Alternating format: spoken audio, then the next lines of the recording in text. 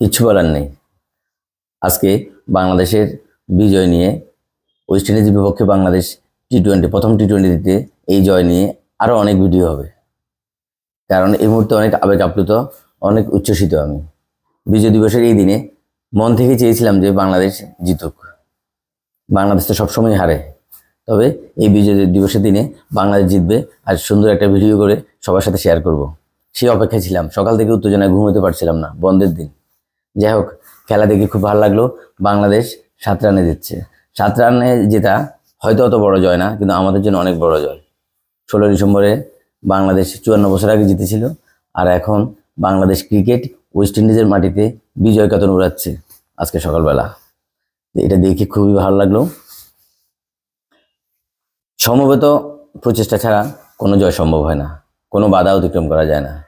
সেটা আমাদের দেশ স্বাধীনের সময় যেমন হয়েছিল, ঠিক এখন ক্রিকেটও যেদিনই বাংলাদেশ সমবেতভাবে দলগতভাবে ভালো করে সেদিনই তো বাংলাদেশ জিতে। এটা বাংলাদেশ না, যে কোনো দলে জিতে। যাই হোক, আজকে সৌম্য সরকারের 43 রান আমাকে বলতে হবে অনেক বড় কন্ট্রিবিউশন, কারণ যেহেতু আমরা জিতছি।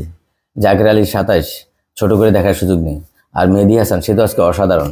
মেহেদী হাসান ব্যাট হাতে 26 রান আর বল হাতে 4 রান, 4 উইকেট। আর সেই 4 উইকেটেই আমাদের টার্নিং পয়েন্ট। 147 বড় স্কোর নয়, কিন্তু 148 রানের টার্গেটে নেমে ওয়েস্ট ইন্ডিজ যখন খেয়ে হারিয়ে ফেলছে, এর কারণ হচ্ছে মেহেদী হাসান মিরাজ। ও 4 ওভার বল করে 13 রান দিয়ে 4 উইকেট নিয়েছে।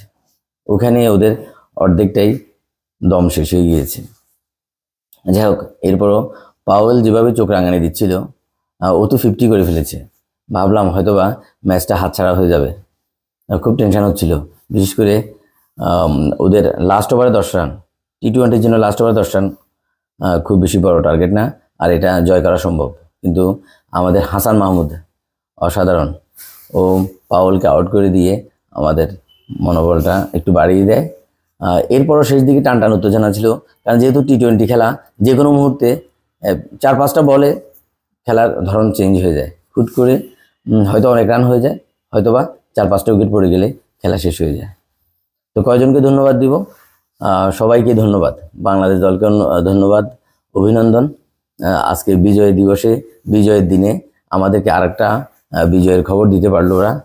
বাংলাদেশ ক্রিকেটকে ভালোবাসি, বাংলাদেশ ক্রিকেট খেলা দেখি, উপভোগ করি, যার কারণে এসে আবার সবার সাথে শেয়ার করি। শেয়ার করতেও ভালো লাগে। আর বিজয় দিবসে বাংলাদেশ ক্রিকেটের এই বিজয় শেয়ার করতে পেরে আসলে অনেক ভালো লাগছে। হয়তোবা আরও বেশ কয়েকটি ভিডিও নিয়ে আজকে আসতে পারি। তো যাই হোক, আজকে এই মুহূর্তে এই ভিডিও পর্যন্তই। আল্লাহ হাফেজ।